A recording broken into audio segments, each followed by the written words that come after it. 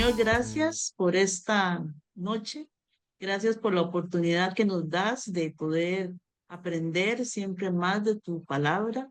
Gracias por el maestro, Señor, el pastor que está eh, encargado de impartir estas clases. Gracias porque tú lo usas y siempre nos bendices a través de su enseñanza.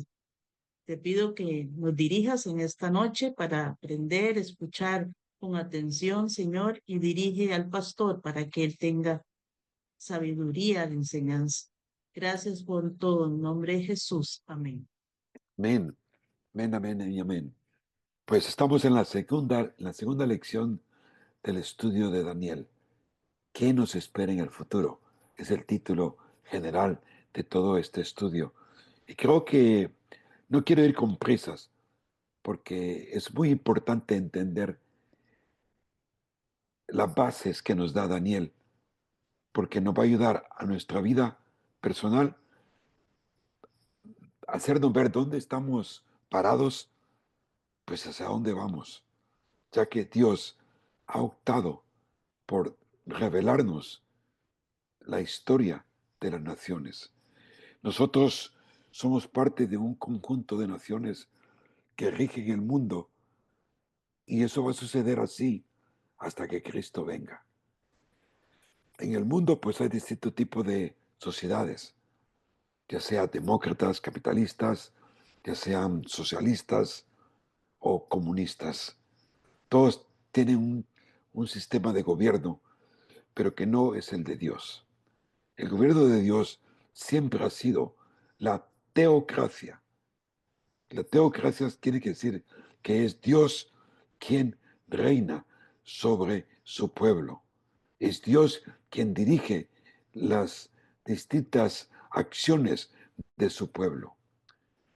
Nosotros hoy día, como iglesia de Jesucristo, deberíamos de estar en, dentro de esa premisa de la soberanía de Dios en el sentido que vivimos en la iglesia como una teocracia.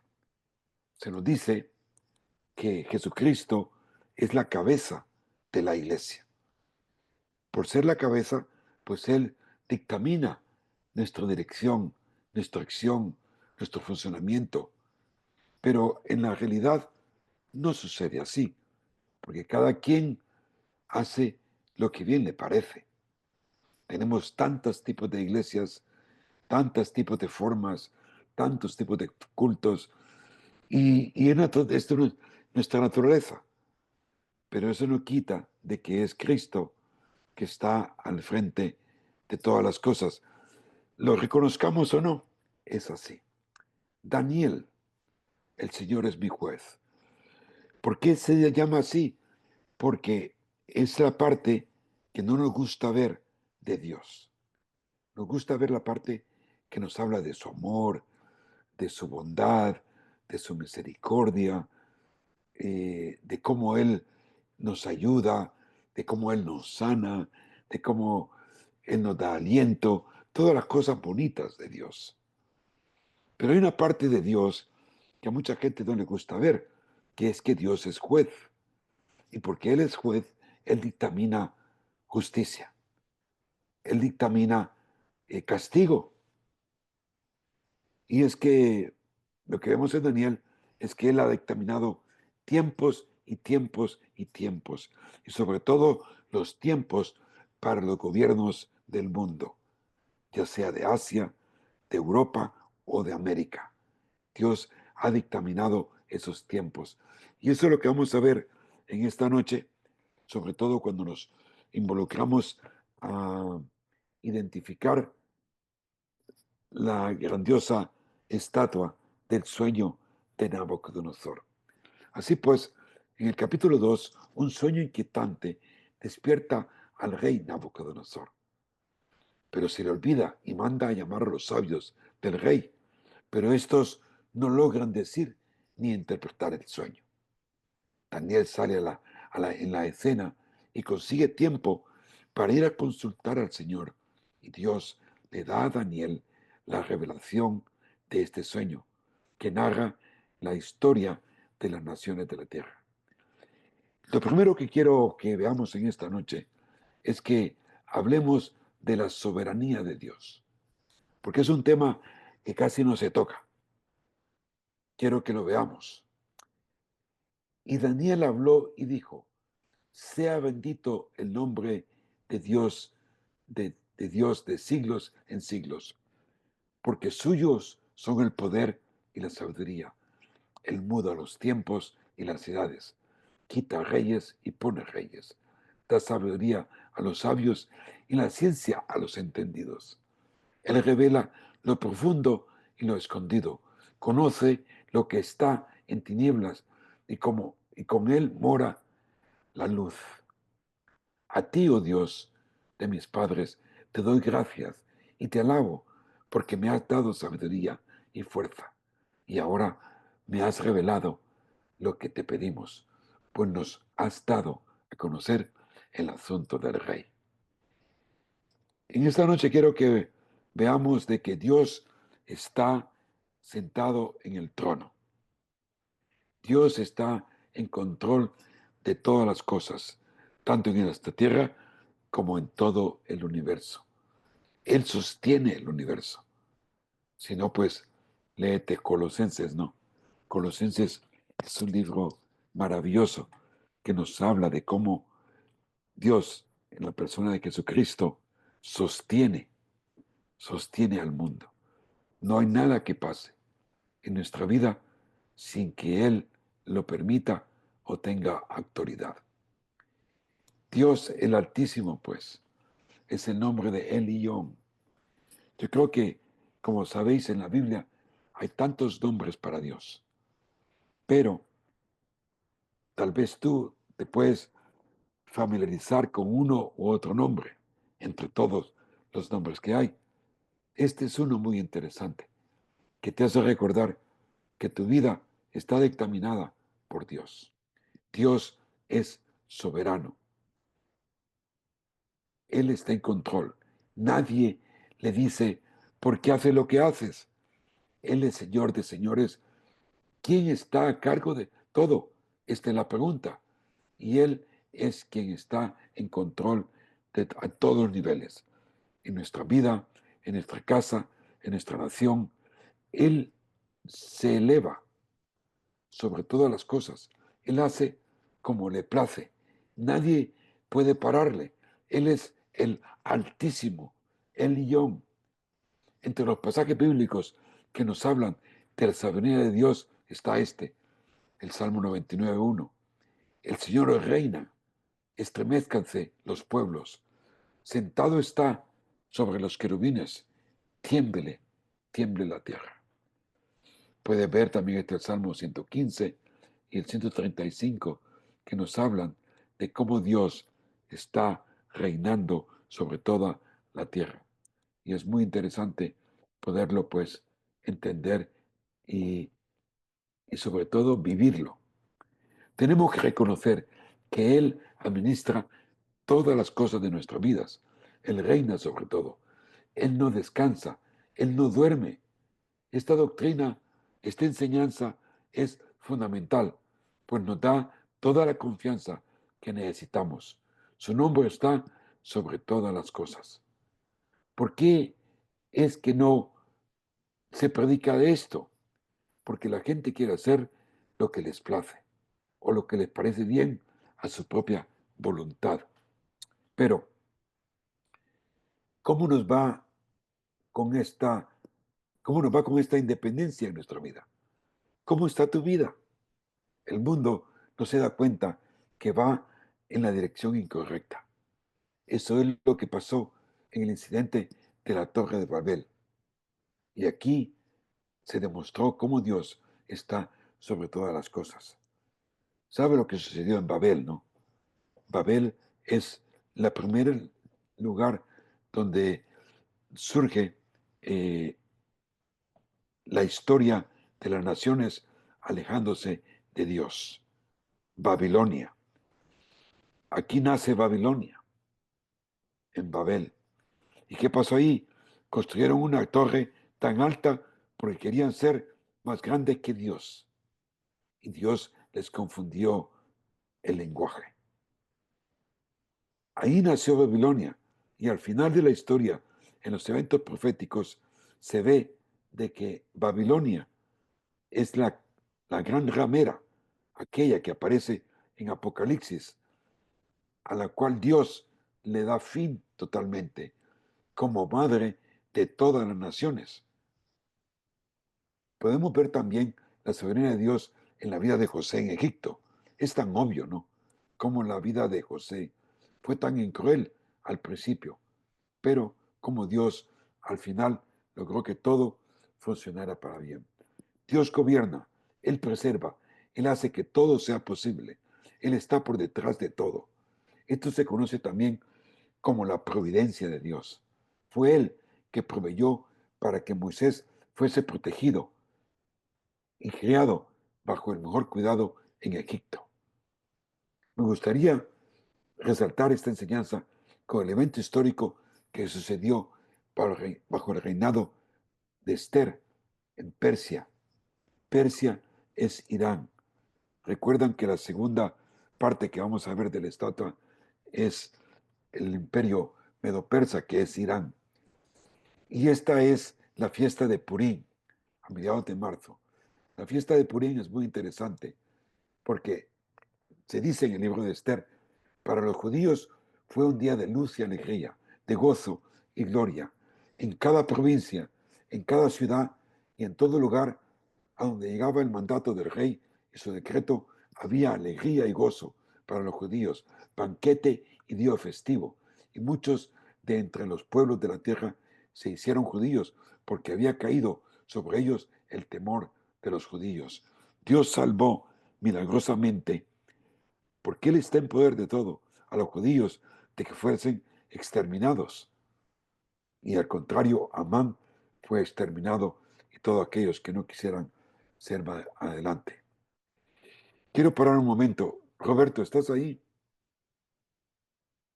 Sí, claro. Roberto, Sí, señor. ¿podría, ¿podrías por favor seguir leyendo? Que tengo que ir a atender un asunto urgente ahora mismo. Por favor, aquí donde está Esther, intervino para que Amán fuese desenmascarado. Por favor, sigue leyendo el texto y no sé si tú lo puedes manipular, tal vez no, No, ¿verdad? manipular no Si puedo, no, sí, pues pero pues ya a ver vengo, si. tengo que ir a atender algo urgente. Lo siento mucho. Sí. Mm,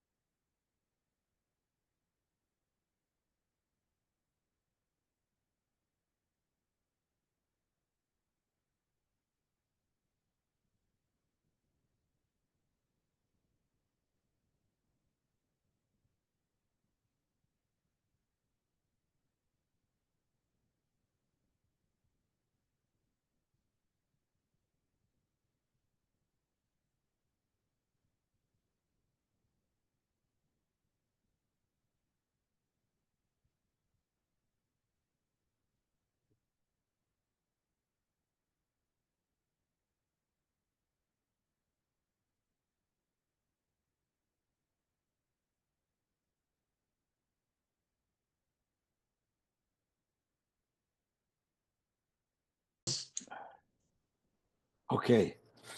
Esther intervino para que Amán fuese desenmascarado y de su plan malvado de destruir a Mardoqueo y al pueblo judío.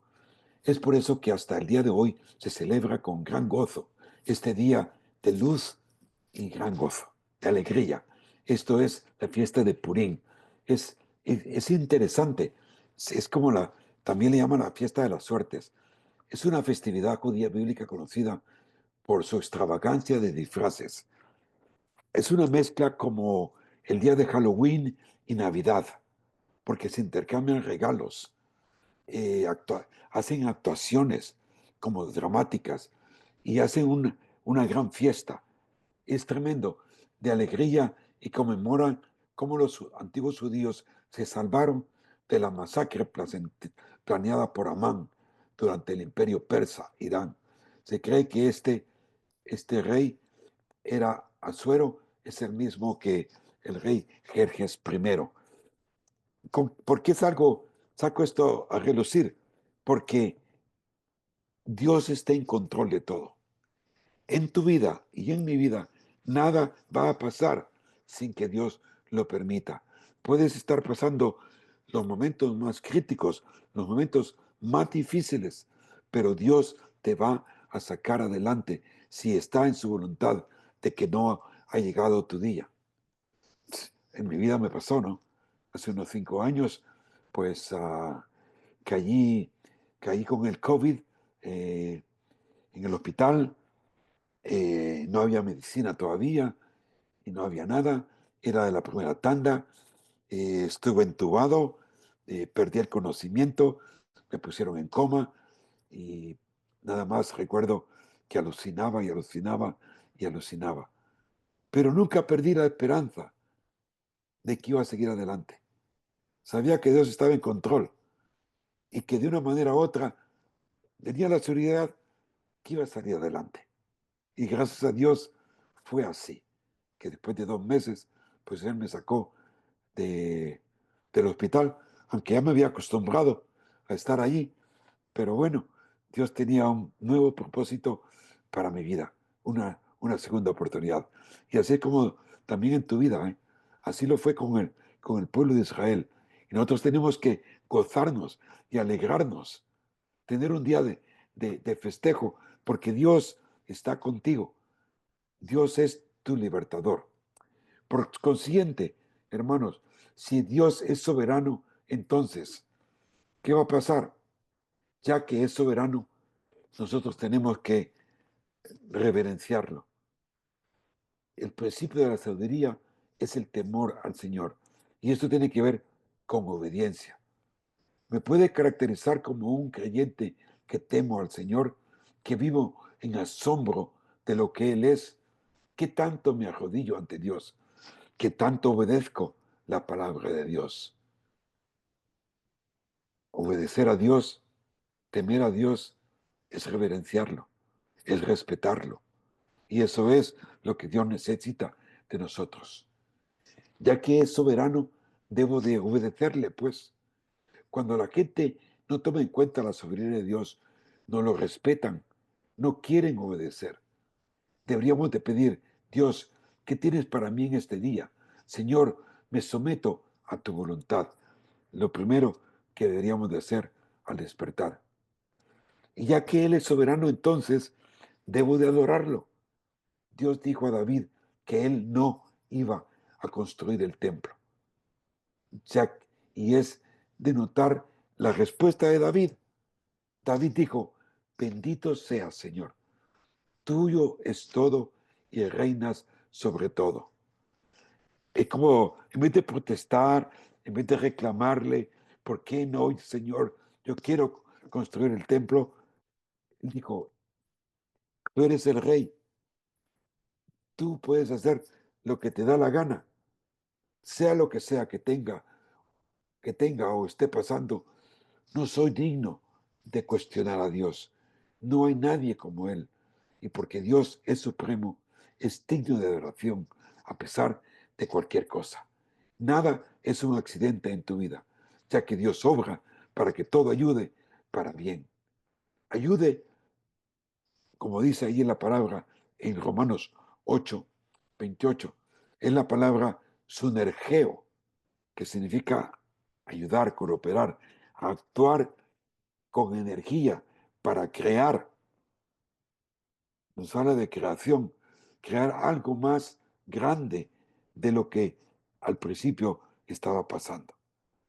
Así que Dios va a estar siempre allí, dispuesto a venir a tu rescate para ayudarte y llevarte a mostrarte cosas aún más grandes. Para dejar que Dios actúe a tu favor, la fórmula es siempre pedir perdón y arrepentimiento. Cambiar de dirección, someterte a la mano de Dios, dejar de ser tú quien decidas todas las cosas de tu vida y dejar que Él sea tu rey. Y así permitir que Dios haga de tu vida algo bueno, algo que tú estés totalmente satisfecha. No hay accidentes con Dios. Él quiere que nos volvamos a la imagen de Cristo Jesús. Sabes, todos estamos como dentro de un barco gigante, donde el capitán tiene todas las instrucciones y dirige el barco para que llegue a su destino. El capitán hace todo lo que el barco para que el barco siga adelante. Tiene que reconocer que hay un Dios soberano, un capitán, Jesucristo, que está dirigiendo el rumbo de mi vida, el rumbo de tu vida, y ceder al Señor ese control, que a veces tanto nos cuesta o no nos damos cuenta.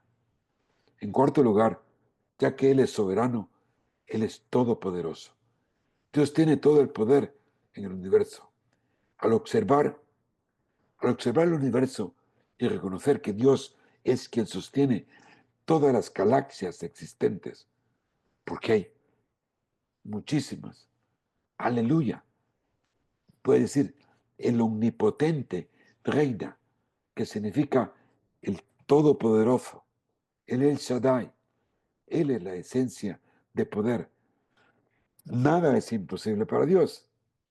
Todo en Dios es consistente. Él hace todo conforme a la naturaleza. No obstante, quiero mencionar 3 cosas que estaba leyendo que Dios no puede hacer. En primer lugar, es imposible de que Dios mienta. Él lo dice Tito 1:2. Es imposible que Dios sea infiel, dice 2 Timoteo 2. Y es imposible que Dios pueda ser tentado por el mal, según Santiago 1:13. Entre más conoces a Dios, más lo amas y más quieres adorarle. Éxodo 15:11, este es el primer himno registrado en la Biblia y fue escrito por Moisés. Y dice, ¿quién como tú entre los dioses, oh Señor? ¿Quién como tú, majestuoso en santidad, temible en las alabanzas, haciendo maravillas? Ese es nuestro Dios. Al darte cuenta del poder demostrado por Dios, debe de energizar tu caminar con Cristo. El mismo poder que levantó a Cristo de entre los muertos está a tu disposición para que camines en temor de tu Dios. Con eso, pues, cierro ese paréntesis que quise comentar en esta noche con respecto a la soberanía, el reinado de Dios sobre todas las cosas. Y ahora vamos a entrar a la profecía, a la estatua. Tu rey, veías y aquí una gran imagen. Esta imagen, que era muy grande y cuya gloria era muy sublime, estaba en pie delante de ti. Y su aspecto era terrible. La cabeza de esta imagen era de oro fino, su pecho y sus brazos de plata, su vientre y sus muslos de bronce, sus piernas de hierro, sus pies en parte de hierro y en parte de barro cocido. Estabas mirando hasta que una piedra fue cortada, no como, no con mano, e hirió la imagen a sus pies de hierro y de barro cocido, y los desmenuzó. Entonces fueron desmenuzados también el hierro y el barro cocido, el bronce, la plata y el oro, y fueron como tamo en las eras del verano, y se lo llevó el viento sin que ellos quedaran rastro alguno. Mas la piedra que hirió a la imagen fue hecha un gran monte que llenó toda la tierra. ¡Wow! ¡Qué tremendo!, ¿no? ¡Qué estatua más hermosa! Sobre la enorme estatua que apareció en el sueño del rey, de pie a cabeza la estatua está hecha de oro, plata, bronce y hierro y una mezcla de hierro y barro. De repente la piedra, ¿no?, que vuela hacia la estatua y golpea sus pies de hierro y barro, aplastando la base de la estatua. La estatua se derrumba en un montón de polvo y el viento se la lleva. De modo que no quedó rastro de ellos. Con razón, el rey no podía dormir. pero la piedra que hirió la imagen se convirtió en un gran monte que llenó toda la tierra. En esta pequeña profecía, o en esta gran profecía, se nos muestra la división de las edades de los tiempos. A través del sueño del rey, Dios le reveló a Daniel la historia de la humanidad. Desde entonces, específicamente, el comienzo y el fin del dominio gentil que somos nosotros, los gentiles, en el planeta Tierra. El sueño imaginaba el ascenso y la caída de 4 potencias mundiales sucesivamente. Entre los grandes libros proféticos de las Escrituras, ninguno ofrece una visión profética más completa y cronológica del amplio movimiento de la historia que el libro de Daniel. ¿Por qué es importante la profecía bíblica? La profecía bíblica es base de todos los acontecimientos futuros. Casi todo contenido de la Biblia era profético cuando se escribió. La profecía nos ayuda a entender la historia, y la profecía bíblica revela la palabra de Dios. Espero que te guste la profecía. A mí me fascina, pero sobre todo la profecía bíblica, porque para hacer un paréntesis, hay muchas personas por ahí que se llaman profetas, pero que no deberían de ser dignos de llamarse profetas, porque un profeta, todo lo que dice, debe de cumplirse al 100%. No puede cumplirse 80% y el otro 20% no, es 100%. Y esta pues era la imagen que se postró sobre la pantalla o la imagen del rey Nabucodonosor. Y podemos ver que la primera parte de cabeza de oro tenía que ver con el imperio babilónico, que es la actual Irak. El segundo reinado se representa por el medo persa, sobre el pecho y sus brazos, que es la actual Irán. El imperio griego, sus vientres y sus muslos. El imperio griego está allí. Dejó de ser porque vino el imperio romano, que es Roma, con sus piernas de hierro, y tomó posesión de todo lo que tenía el imperio griego. Pasó a ser pues el imperio romano. De hecho, el tipo de gobierno, el tipo de sabiduría, de filosofía, de dioses, lo que hicieron los romanos es simplemente cambiarle de nombre, ¿verdad? Y la Artemisa vino a ser Diana y así sucesivamente. Luego está la mezcla de un reino todavía por aparecer, los pies de hierro y barro. O sea, que estos primeros imperios, 4, ya se han cumplido. Y esta otra mezcla de hierro y barro está todavía por cumplirse.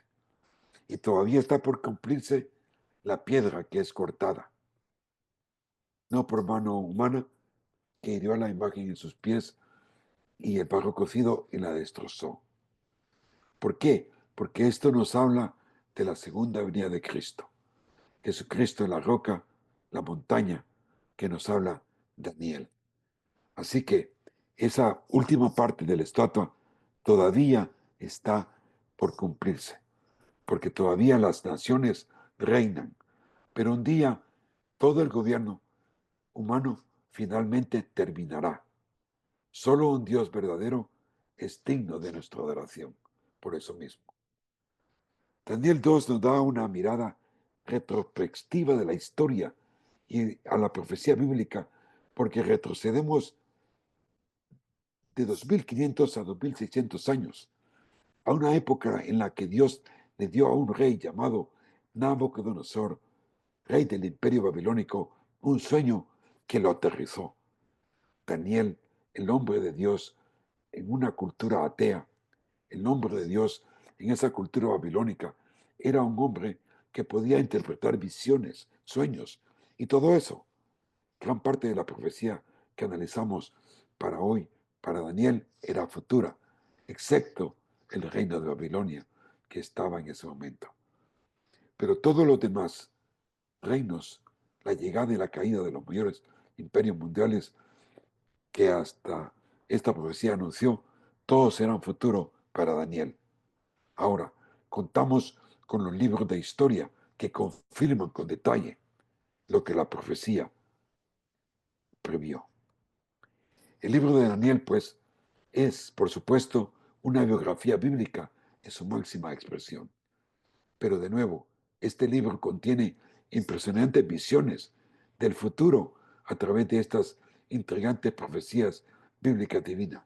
El capítulo 2, Dios revela sus planes y propósitos a través de la historia usando un panorama de imperios mundiales. Lo primero que Daniel establece es que esta profecía provenía de, pero hay un Dios en el cielo que es revelador de los misterios. ¿Puede alguien conocer el futuro? No, aparte de Dios. Solo Dios de la Biblia predice el futuro con asombro de detalle. No sé si lo mencioné más adelante, pero quiero decir de que todo adivino que dice ser adivino es mentiroso. Solo Dios da sabiduría para el futuro.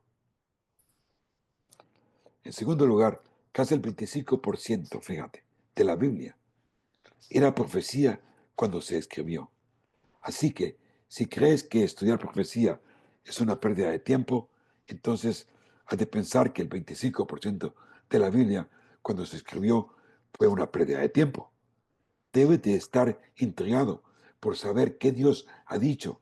De esto es fascinante, ya que del 40 al 45% de las profecías o producciones hechas en la Biblia ya se han cumplido, con un detalle asombroso que te hace sentir integrado, al darte cuenta de lo maravilloso que es Dios, el Dios de la Biblia. En tercer lugar, la profecía también nos ayuda a comprender la historia. En una mirada al futuro, el doctor John Walworth, que fue presidente del Seminario Teológico de Dallas en el siglo XX, siglo pasado, antes de su fallecimiento, fuera considerado uno de los expertos en profecía bíblica. Y en su libro sobre Daniel afirmó: entre los grandes libros proféticos de las Escrituras, ninguno ofrece una visión profética más completa y cronológica del amplio movimiento de la historia que el libro de Daniel. ¿De acuerdo? La profecía nos ayuda, pues, a comprender la historia del mundo. Y finalmente, la profecía bíblica autentica la palabra de Dios. Esta es la razón por el cual estudiar la profecía. Tendrás más confianza en este libro que llamamos Biblia cuando más sepas de ella, porque este es el estándar al que Dios se somete al predecir el futuro. Él es 100% preciso. Por consiguiente, si eres 99% y 1% falso, eres un falso profeta. Ese es el estándar de las Escrituras. Así que olvídate de Nostradamus, olvídate de los astrólogos, de los mediums, de toda clase de divinos y por mencionar los horóscopos. Solo el Dios de la Biblia es revelador de misterios.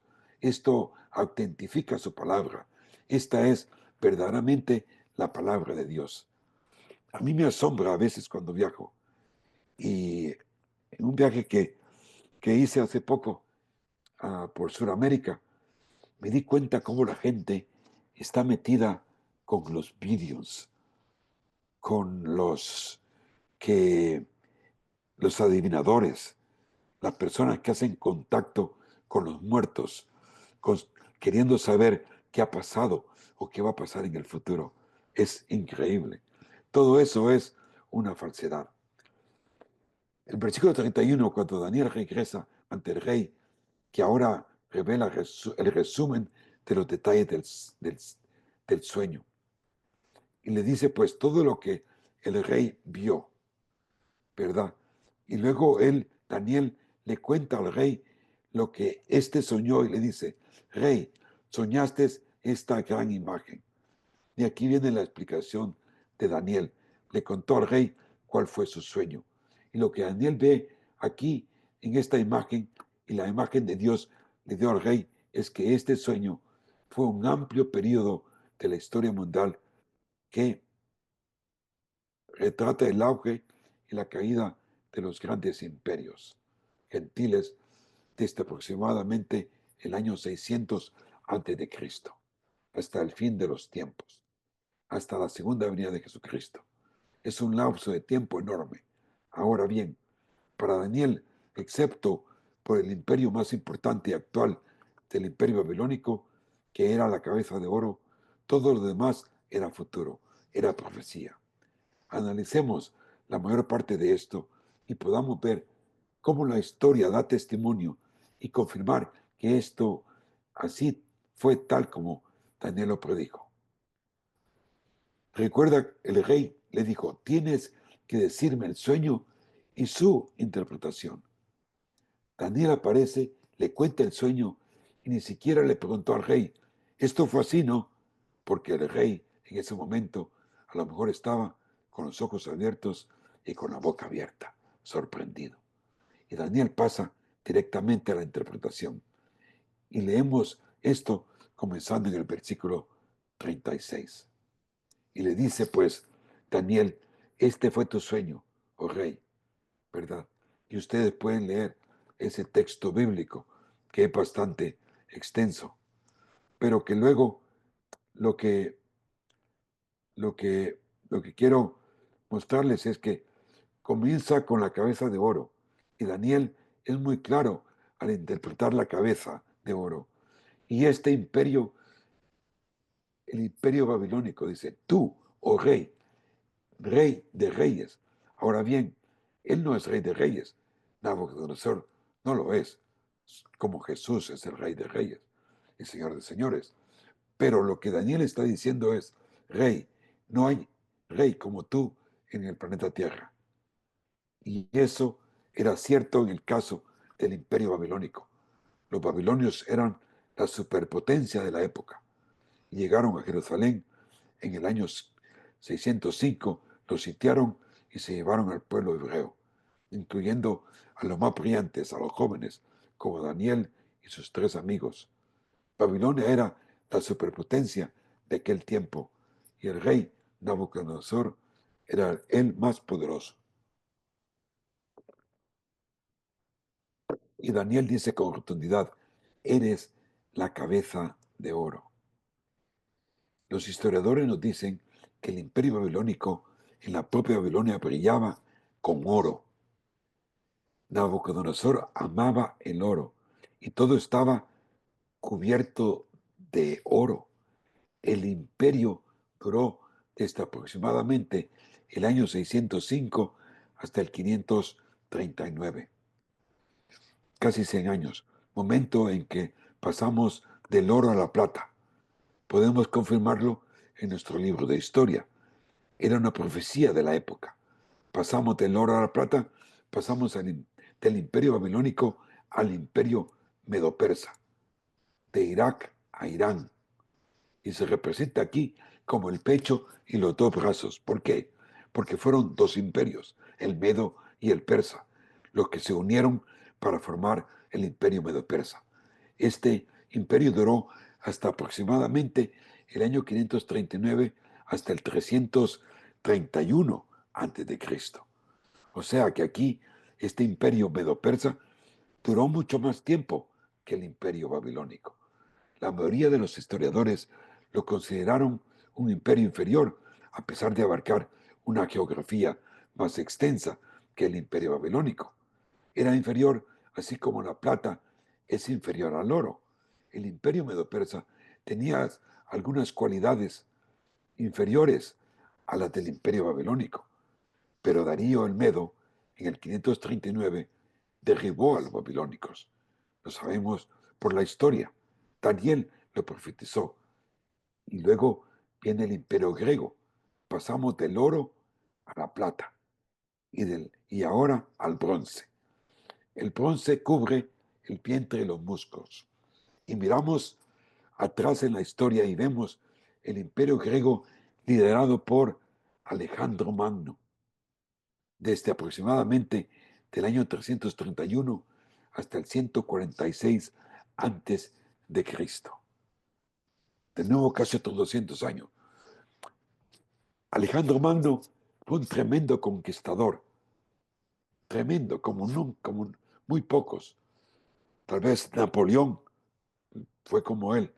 Los historiadores nos dicen, y es asombroso, que Alejandro Magno vistió a su ejército, lo vistió de bronce.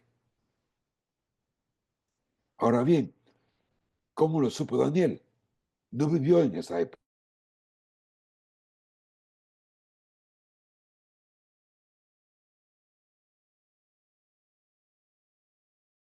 La historia está pasando, pero los mejores estudiosos datan todo esto antes del fin del imperio babilónico. La única manera en que Daniel sabría de este tercer imperio se caracterizaría por el bronce, es si Dios se lo había revelado. Y Alejandro Magno, que fue considerado uno de los más grandes y aún es considerado uno de los mayores genios militares que jamás haya pisado este planeta, él tendría unos 25 a 26 años cuando Alejandro conquistó el mundo entero, tal como se conocía entonces, y lloró tras conquistarlo todo porque ya no quedaban mundos por conquistar. Alejandro Magno murió a los 32 años. Fíjate, qué tan joven conquistó el mundo. ¿Cómo puede un hombre tan joven lograr tanto si el Dios de la Biblia no lo pone en marcha? El imperio griego superaría al imperio medo-persa, que a su vez había superado al imperio babilónico. Y entonces llega el momento, alrededor del año 146 a.C., en que el imperio griego cedió ante el poderoso imperio romano, las piernas de hierro del imperio romano. Qué imagen de gobierno autoritario de la fuerza del imperio romano.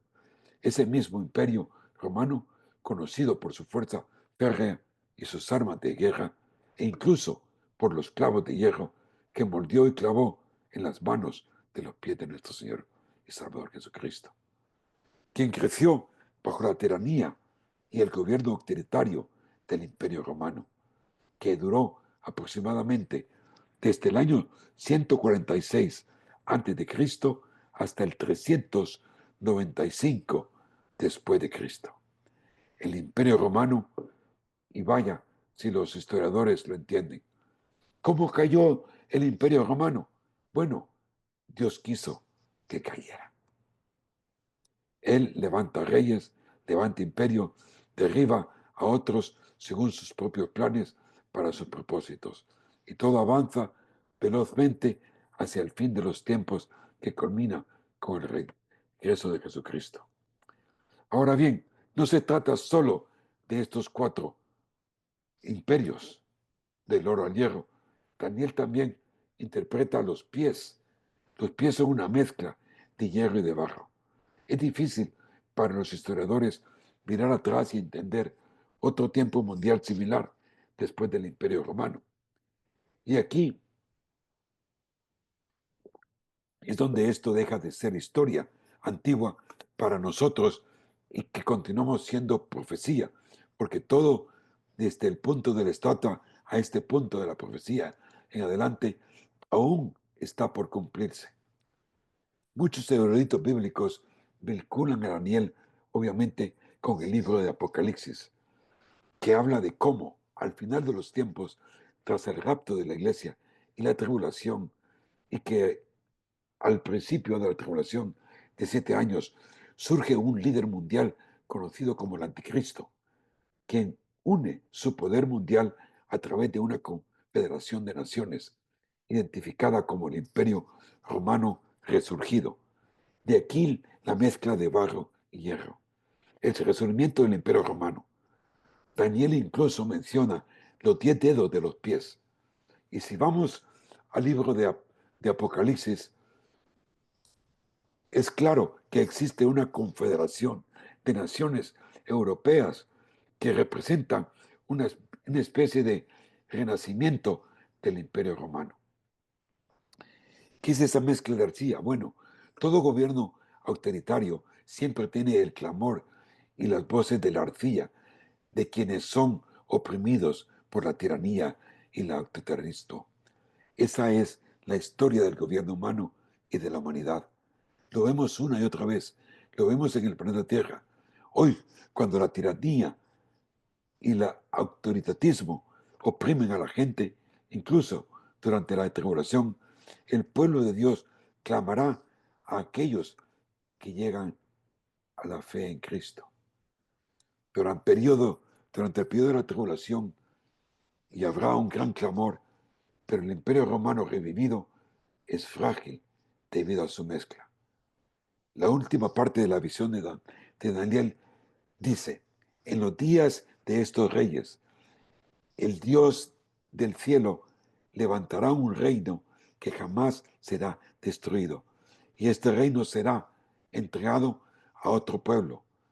Desmenuzará y pondrá fin a aquellos reinos, y él permanecerá para siempre. Tal como vistes que una piedra fue cortada del monte sin ayuda de manos y que desmenuzó al hierro, el bronce, el barro, la plata y el oro, el gran Dios ha hecho saber al rey lo que sucederá en el futuro. Así pues, el sueño es verdadero y la interpretación es fiel. Wow, hermanos, pues espero que no nos haya confundido hasta aquí, ¿no? Pero nos vamos, pues, atrás en el tiempo. Babilonia, Medo-Persia, los griegos, los romanos, hasta el año, pues, 400 después de Cristo, ¿no? ¿Y luego qué? Luego, ¿qué ha habido en el mundo? Ha habido diferentes pueblos que han surgido, cada quien con lo suyo. Podemos hablar del Imperio Británico. Antes del Imperio Británico, pues podemos hablar, sí, del Imperio Español, que se decía que bajo el reinado de Felipe VI, el sol nunca se cubría bajo el Imperio Español, que iba desde las Américas hasta las Filipinas. Y después, pues sucumbió y surgió el Imperio Británico, que logró aún más, porque logró controlar mucha parte de las Américas, Europa, Asia, la India, eh, la parte de Sudáfrica, Australia, uno de los más grandes imperios que han existido. Pero todo nos lleva también en la época actual sobre el imperio norteamericano, que indirectamente pues controla todas las economías del mundo, pero que todavía no ha llegado ese surgir del imperio europeo, que es una mezcla de naciones, es una mezcla de reinados, de en medio del cual ha de surgir una figura. Y parece ser que todo está como listo para que esto suceda. Muchos creen pues que este anticristo puede estar ya estar vivo, listo para surgir. Las naciones europeas cobran más valor, más auge. Cada vez son muchos más los países que forman la comunidad europea. ¿Qué se puede decir de Estados Unidos? No se sabe. Estados Unidos pues ha sido una gran potencia y todavía lo es, pero con todo lo que está pasando y con tanto déficit económico que tiene, pues quién sabe a dónde, cuánto más vaya a durar la gallina de los huevos de oro, ¿no? Porque todo se está poniendo muy difícil. Pero nos habla la profecía de Daniel de que aunque los imperios del mundo surgen y caen, Dios los pone y los quita. Llegará un punto al final de la historia que aparecerá pues la piedra, que es Cristo. Y esto es interesante, ¿no? Pero es fácil de entender. La mejor manera de interpretar las escrituras es con las escrituras. Y al hacerlo, eh, no es difícil ver que la piedra se refiere a Jesús, el Mesías, quien prometió regresar al final de los tiempos y establecer su reino terrenal. En la Biblia Jesús es la piedra que rechazaron los constructores. Se le llama piedra angular y es piedra de tropiezo para los judíos y a otros incrédulos. Esta es la roca espiritual en el desierto. Cristo es la roca. Pero este panorama de imperios mundiales, este flujo de historia gentil a través de los tiempos, imperios mundiales, culmina al final de los tiempos con el regreso de Jesucristo, quien viene sobrenaturalmente. ¿Por qué digo sobrenaturalmente? Porque Daniel se refiere a esta piedra como una piedra que fue cortada sin mano humana. Y esta piedra, que es la piedra angular, viene de repente, de forma sobrenatural. Esta es una imagen de la segunda venida de Jesucristo.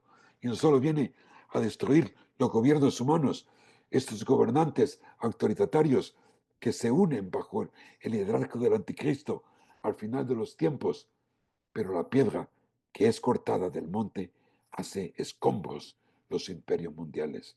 Es una imagen de la segunda venida de Jesucristo, quien establece su reino y gobierno, su reino milenial. Recuerden, Jesús nos enseñó a orar: Padre nuestro que estás en los cielos, santificado sea tu nombre. Y esta parte: vénganos tu reino, hágase tu voluntad en la tierra como en el cielo. Solo cuando Cristo regrese a esta tierra es que su voluntad será hecha en la tierra tanto como en el cielo. Vénganos tu reino, Señor. Ahora mismo Jesús está construyendo su reino, el reino de Dios, en los corazones de sus seguidores. Y espero que todos ustedes ya formen parte de este reino. Pero llegará el día en que Él establecerá su visible reino en la tierra, un reino literal en esta tierra. ¿Qué día tan emocionante será ese? Esa parte aún no se le puede fijar una fecha. Si alguien te dice que sabe la hora o el día del regreso de Jesucristo, sabe más que los ángeles del cielo, sabe más de lo que el mismo Jesús dijo. Dijo, porque Jesús dijo: nadie sabe el día ni la hora de mi regreso, excepto el Padre. Y eso es lo que tenemos que nosotros aprender a respetar. Pero llegará un día, esperamos con esperanza y esperamos con fe ese momento, ese próximo evento de la profecía bíblica, el rapto de la iglesia. Si sacamos a la iglesia de este mundo, todas las fuerzas de la tiranía y de un gobierno autoritario de una élite pequeña tomarán el control de inmediato y se unirán al surgimiento de este líder mundial conocido en la profecía bíblica como el anticristo. Y estaremos en marcha en lo que se llama el periodo de la tribulación. Este pequeño mapa aquí refleja lo que fue el Imperio Romano. Si te das cuenta, no solamente tiene que ver con la Europa del oeste, sino también con la Europa del oeste. A veces nos ponemos a pensar en la Unión Europea, ¿no? Y esa es Europa del Oeste. Y nos damos cuenta que el Imperio Romano también tenía que ver con Europa del Este, así mismo como el Oriente Medio, así mismo como Turquía. Turquía va a ser clave en los eventos futuros, tenlo por seguro. Verás cómo Turquía va a surgir de entre medio de toda la población musulmana como una potencia a la cual se va a tener que tener mucho cuidado, además de, por supuesto, todos los países del Medio Oriente. Y si te das cuenta, también el Imperio Romano incluía toda la parte norte de África, desde Marruecos, pasando por Liberia, Nigeria, Túnez, Egipto, todo lo que se llama el Magreb, era parte también de ese imperio romano. Y entonces, para que tú lo tengas en tu mente, este imperio tiene que resurgir de una manera u otra, haciendo alianzas de en medio del cual pues va a surgir lo que se llama el anticristo. Así que, hermanos, es maravillosa la profecía. Y hemos llegado al momento, pues, para escuchar sus comentarios, alguna lección, qué te ha parecido, preguntas. Así que, adelante, abre tu micrófono, habla o levanta la mano, si sabes hacerlo, en tu computadora y adelante. Alfonso, como siempre. Sí, buenas noches, pastor. Buenas noches a todos mis compañeros y hermanos en Cristo. Eh, bueno, aquí hay una gran lucha, ¿no? Y yo siempre he visto que esa lucha pues, es entre hermanos, ¿no? Medios hermanos, porque como Isaac se levanta y vemos también cómo ay, ¿cómo se llama? El otro hijo de Abraham es ¿cómo se llama? Ismael. Ismael, perdón, sí, Ismael. Entonces vemos, pues, las ligas árabes, o en este caso los musulmanes contra, pues en este caso Isaac, ¿no? O sea, como esos dos hermanos hasta la fecha siguen guerreando, peleando. Dentro de los estudios, más veo eso que el se quiere imponer pues contra pues ahora sí la promesa es con Isaac. Ajá, entonces vemos ahí también que las naciones, ¿no? Las ligas árabes en un momento se van a unir, ¿no? Son 5 naciones, o sea, uno de las piernas o de los pies son esas 5 naciones y el otro pie son las otras 5 naciones europeas que de alguna manera, como dice ahí el texto, pues se van a unir, pero no se van a, este, únicamente se van a apoyar, pero por el gran defecto que tienen de que cada quien quiere imponerse, pues la relación nunca va a durar. Sería mi comentario, pastor. Sí, gracias por compartir, Alfonso.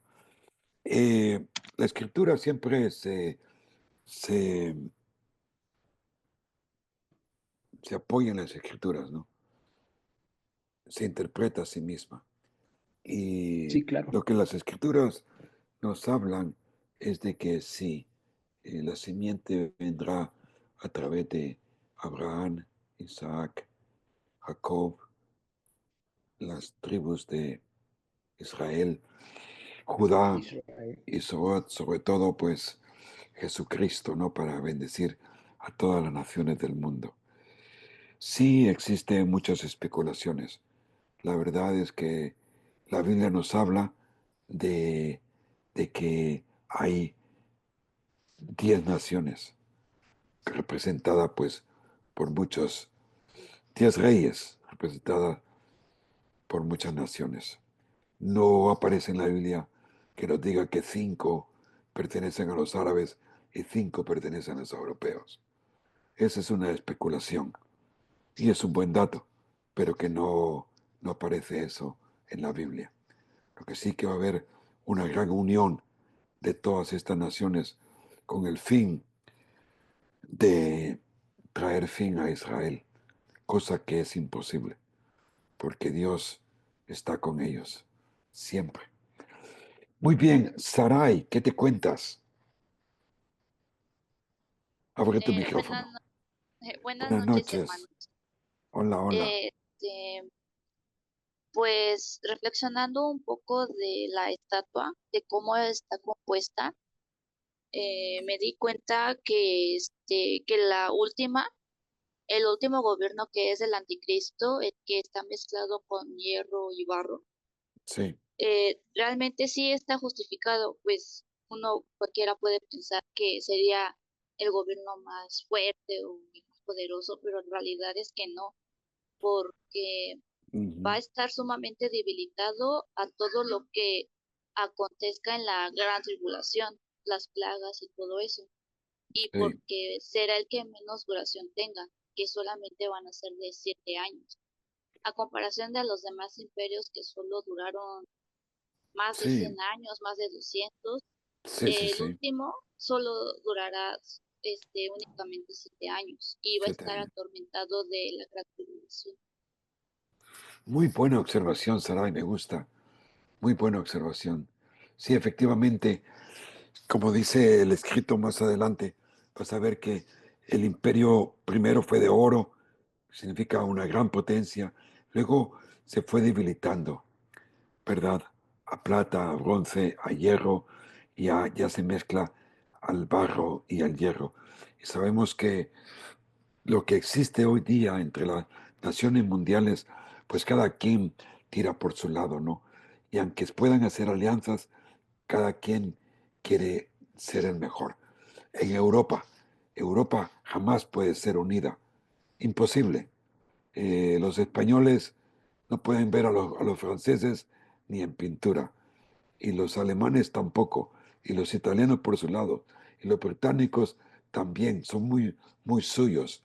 O sea que una unión tipo oro babilónico, imposible. Si se van a unir, será una alianza ficticia para sus propios intereses, pero nada más. Porque imagínate, llegará un momento que hasta no solo el imperio pues resurgido romano, sino que tendrá también el imperio asiático, ¿no? Que va a aparecer en escena, que viene también en contra de Israel. Así que serán 7 años y gracias a Dios que es una época corta y ahí pues va a terminar todo lo que es el fin del mundo. Pues hermanos, ha sido una noche maravillosa. Seguimos adelante la siguiente semana con más profecía bíblica y espero que estés con nosotros y sigamos adelante. Roberto, Sí, amén. Bueno, que Dios los bendiga, hermanos. Vivi, ¿estás por ahí? Sí. Sí, hermano, aquí andamos. Ah, Pues ok, para que ok. la hermana Saraí, Hernández nos ayude con la oración final, por favor. Sí, Señor bendito, en esta noche te damos gracias, Señor, por el tiempo que tú nos permites estar aquí compartiendo. Gracias porque tú pones sabiduría en el hermano Roberto. Gracias, Padre, porque eres bueno y tú tienes planes y propósitos para cada uno de nosotros, Señor. Te pido que nosotros nos apeguemos a eso y gracias, Padre, por el sacrificio tan grande que hiciste por nosotros. En el nombre de Cristo Jesús. Amén.